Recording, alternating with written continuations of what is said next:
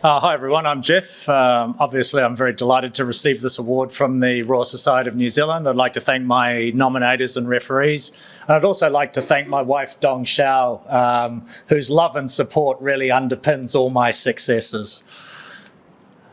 So humans consume about 16 terawatts of energy per year, with 85% of this energy coming from fossil fuels. The Asia Pacific region we live in, which is in the far side of this plot, is particularly polluting, using a lot of coal, natural gas and oil.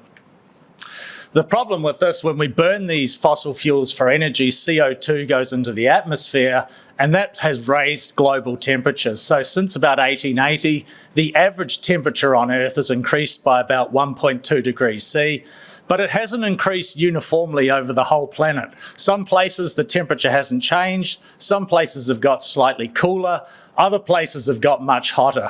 If we look at this diagram, the place that's got much hotter is in the Arctic, and by as early as 2030, it's thought that in summer there'll be no ice at the North Pole, which is kind of scary. If we think about the Asia Pacific region, there's a lot of people living in this region. There's a lot of island nations with a lot of coastline. Rising sea levels will be very detrimental to the Asia Pacific region and New Zealand, because we rely on exports produced from agriculture. So how can we avoid polluting fossil fuel energy? For a long time, it's been envisioned that we could have a green hydrogen economy. What is this? We increase our ability to produce electricity sustainably in a renewable way. We can either store that electricity in batteries, or we can feed it into a water electrolyzer, which will split water into hydrogen and oxygen. So the hydrogen molecule, H2, that's how we store electricity.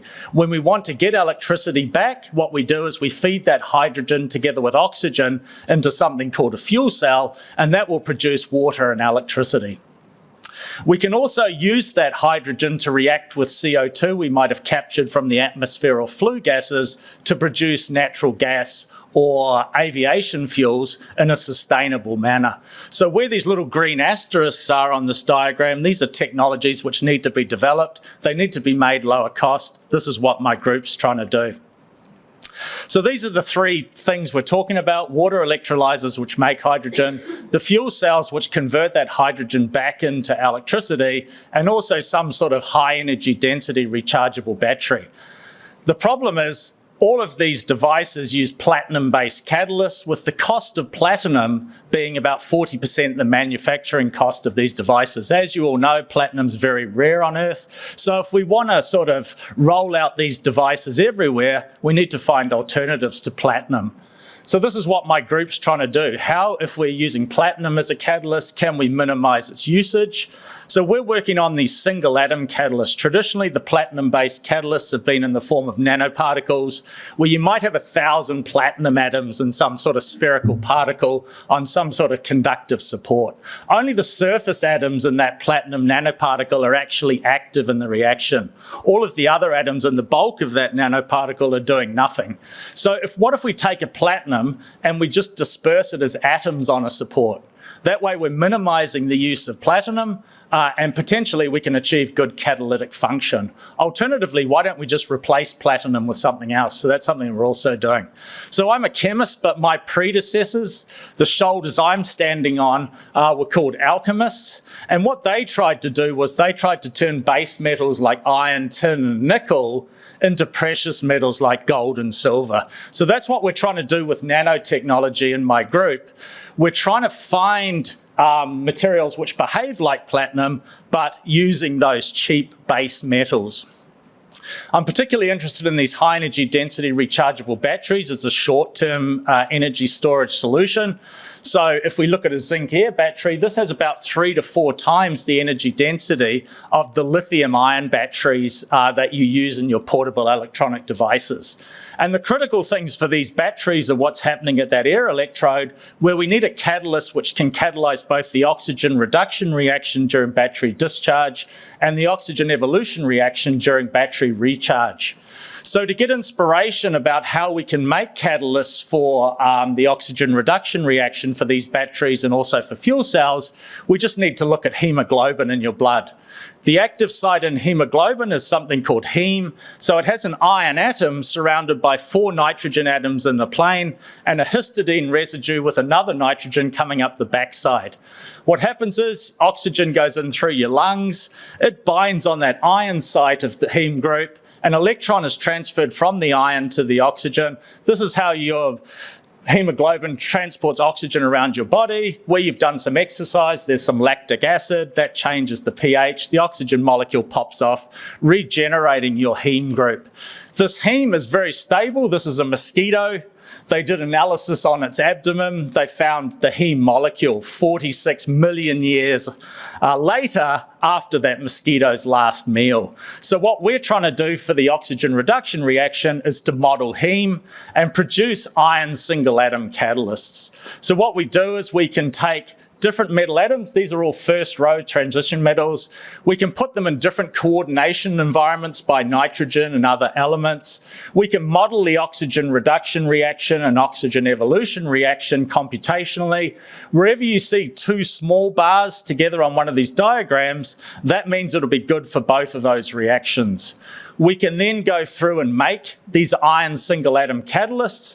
So I just draw your attention to that bottom center diagram there, those bright circled white spots you see, they're individual iron atoms. What's the scale here? That's 1/4 millionth the width of a human hair. That's the scale we're talking about when we're trying to characterize these catalysts we make. So we can make these iron single atom catalysts, which have the same sort of active site as heme. We can then apply them in batteries and fuel cells, do a lot of complex electrochemistry, which I'm not going to talk about, but show that by modeling nature, we can produce catalytic materials with similar functions. And here's a battery we've made, a rechargeable zinc air battery, which can drive both the oxygen reduction reaction and the oxygen evolution reaction, containing only iron as the metal. And the performance of that battery is much better than a battery made using platinum on carbon for the oxygen reduction reaction. So showing how using alchemy, we can actually reproduce platinum. And of course, the nuclear industry is never going to get much traction here in New Zealand, but a nuclear reactor, how does it work? You have uranium-235, you bombard that with neutrons, you form these lighter nuclei and a lot of energy, and that powers a steam turbine, just like a hydro reactor, but instead of being powered by water, it's powered by steam.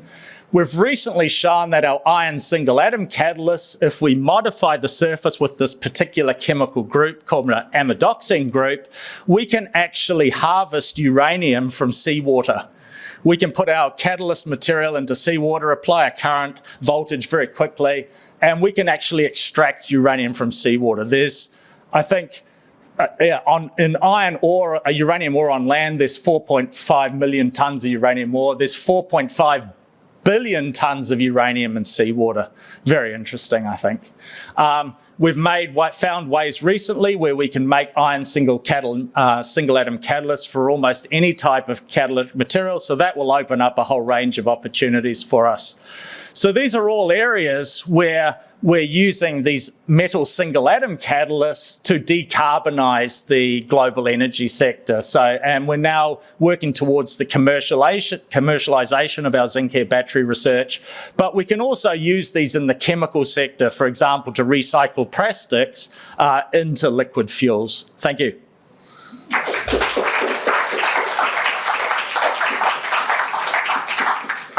Questions for Jeff?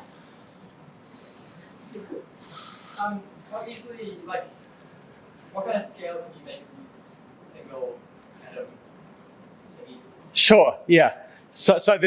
We can easily make kgs of these materials because the amount of metal you're using is minimal.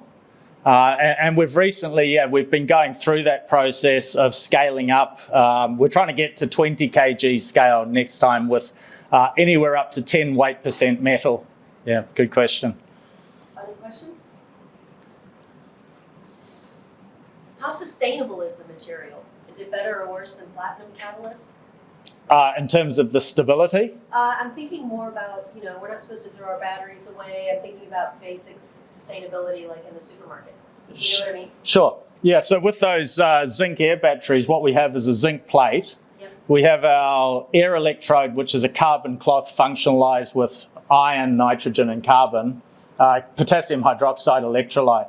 So in terms of recycling, and because it's an aqueous electrolyte, it's not going to catch fire like a lithium-ion battery. It's going to make it very easy to recycle.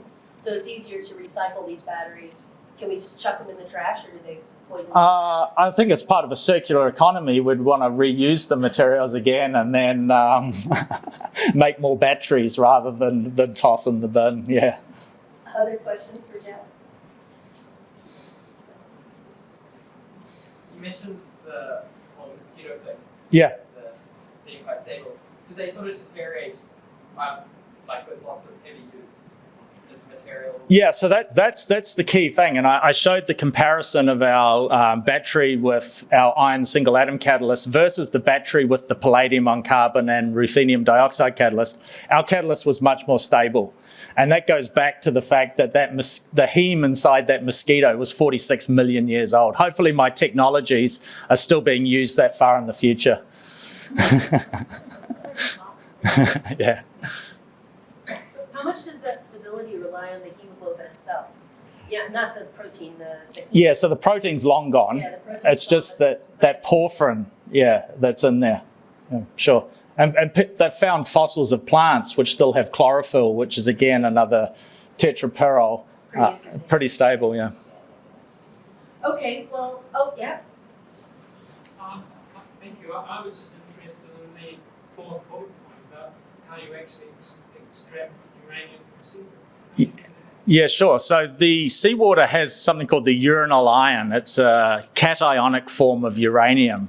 And the amidoxine functional group we put on our electrocatalyst, this will selectively bind that particular cation over all the other cations and anions which are in seawater. So it's something to do with the coordination chemistry of that functional group will just bind the uranyl cation in seawater. And then our electrochemistry is just reducing or oxidizing that particular cation adsorbed on our electrode. Yeah, so selectivity of absorption is critical there.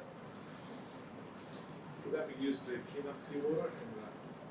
Sure, we've got other projects where we're collecting other radionucleotides, such as technetium-99, which is one of the radionuclides that's in discharged wastewater. We've developed adsorbents which can selectively bind that from water, both seawater and freshwater.